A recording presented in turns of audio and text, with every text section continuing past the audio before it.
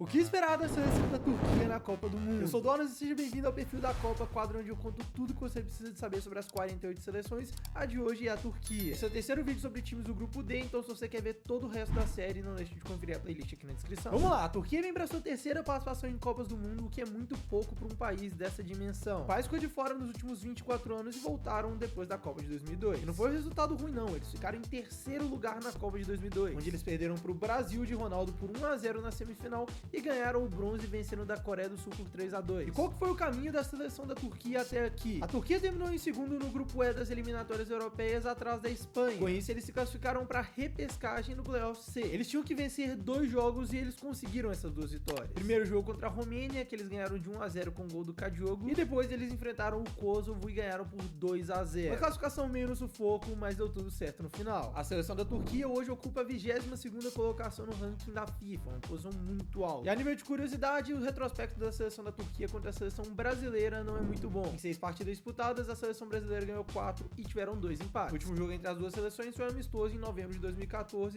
que o Brasil ganhou por 4-0. Os dois países não estão no mesmo grupo em 2026, ou seja, eles vão se encontrar possivelmente só em um mata-mata. A seleção da Turquia faz parte do grupo D da Copa do Mundo. O grupo D que também conta com Estados Unidos, Paraguai e Austrália. E o histórico de confrontos contra os seus adversários acaba variando bastante. Contra os Estados Unidos, eles jogaram 5 partidas, 2 vitórias da Turquia, 2 vitórias dos Estados Unidos e o empate. O último jogo foi 7 de junho de 2025, onde a Turquia ganhou por 2-1. Importante falar que os dois times se enfrentaram sem saber que eles estariam no mesmo grupo, já que o sorteio foi acontecer só 6 meses depois. Então, os dois times já se conhecem pelo que eles enfrentaram nos amistosos. Contra o Paraguai, a seleção da Turquia nunca enfrentou a seleção sul-americana. Teremos aí o primeiro confronto oficial entre essas duas seleções. Já contra a Austrália, o retrospecto é muito bom. 2 jogos e 2 vitórias da Turquia. Os 2 jogos aconteceram lá em maio de 2004 e foram 2 amistosos. A Turquia é um país que fica em 2 continentes, tanto a Europa quanto a Ásia. E o futebol é uma paixão nacional gigantesca com 3 gigantes históricos: Galatasaray, Fenerbahçe e Besiktas. É um país muito conhecido pelas suas torcidas extremamente fanáticas e é claro que eles trazem essa paixão também para a seleção. E agora é o momento mais propício da história, talvez. A geração atual é a mais talentosa desde 2002 e, na minha opinião, a mais talentosa da história do país, com 2 talentos absurdos em Arda Güler e Kenan Yıldız. E detalhe, os dois com menos de 21 anos. A seleção da Turquia é treinada por Vincenzo Montella, um italiano de 51 anos. O ex-atacante histórico da Roma e campeão italiano em 2001, iniciou a sua carreira de treinador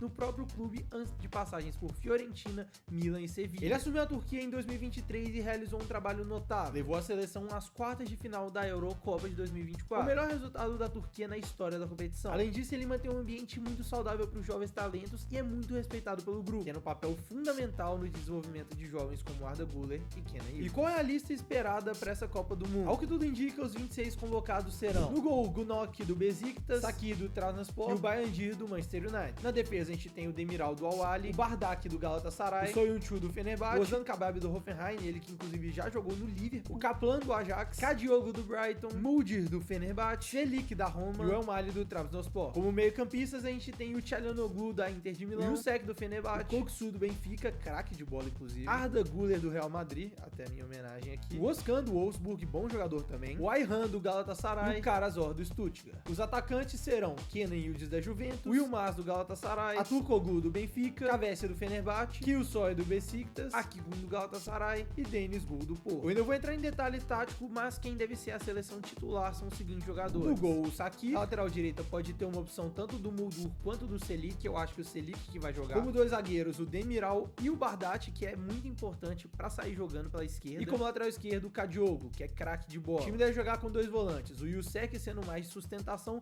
e o maestro para conduzir esse time, Çalhanoğlu. Como meia centralizado, o Arda Güler, o melhor jogador do time. Na direita, o Yılmaz, que é um jogador extremamente potente. E na esquerda, o Yıldız, que é craque do drible no 1 contra 1. No comando do ataque, Aturkoglu deve ser o titular. A seleção da Turquia às vezes também faz uma variação com 3 zagueiros e quem geralmente entra é o Soyuncu. E pode ser que um dos homens de ataque, provavelmente o Yılmaz, vá pro banco. Mas vamos lá, nível de comportamento tático, o que você pode esperar dessa seleção da Turquia? É uma seleção que ela trabalha com 2 desenhos principais, adaptando a equipe de acordo com o nível e a exigência do adversário. Momentos que a seleção tem que se proteger mais e baixar as linhas. Nesse caso, um dos meias é sacrificado por um zagueiro e os alas começam a ter um pouco mais de liberdade. O que a gente pode esperar da Turquia com a bola no pé? A Turquia, onde o adversário fecha as linhas, a equipe mantém paciência, trocando passe na defesa até conseguir encontrar uma brecha. E nesse caso, o papel dos laterais é muito importante. O Kadiogo, que é um lateral destro que atua na esquerda, tem muita coisa registrada dessa seleção é a chegada dos meio-campistas à área. Jogadores como Arda Güler e Koksu têm uma excelente finalização pontuação de média distância, então eles costumam atacar muito aquele ponto futuro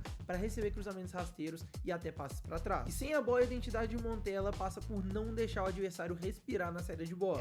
O time salta na marcação para forçar o erro ou o lançamento longo impreciso. Isso foi um dos grandes ganhos de Montella no comando da seleção. É uma equipe que historicamente sofria muito com a falta de consistência e desatenção nas bolas paradas. Com Montella houve uma melhora na maturidade defensiva, tornando o time mais cascudo para ganhar jogos feios ou sofridos. Basicamente o que aconteceu nos jogos de classificação para cima de jogada de transição, ele vai ser buscado no lado esquerdo. Um detalhe muito forte também é a parceria do lado esquerdo com o Yildiz e o Kadioglu. Os dois têm um entrosamento muito bom, fazem muitas tabelas e o que acaba gerando muitas oportunidades de gol. Tentando esboçar um pouquinho como vai ser cada um dos duelos da Turquia nessa fase de grupos, é o seguinte: contra a Austrália vai ser basicamente uma prova de paciência. A Austrália costuma jogar de alguma forma, e é um jogo que deve ser decidido muito nas pontas, principalmente com Kadioglu e Yildiz. Em times de bloco muito baixo, é importante que o jogador do 1 contra 1 esteja num momento muito bom. O grande risco é que ou seja, gerando espaço para um contra-ataque no segundo tempo. Já contra o Paraguai vai ser um jogo um pouquinho melhor, mas um pouco parecido. O Paraguai é um time que não quer a bola de jeito nenhum e se defende como poucos no mundo. E eles têm como muita força o contra-ataque vertical. E o Montella sabe que dar campo à seleção do Paraguai é muito perigoso. Ou seja, a expectativa é que a seleção da Turquia faça. A Turquia pode aproveitar um espaço muito forte no meio do campo. Por mais que as linhas estejam baixas, em qualquer situação de contra-ataque,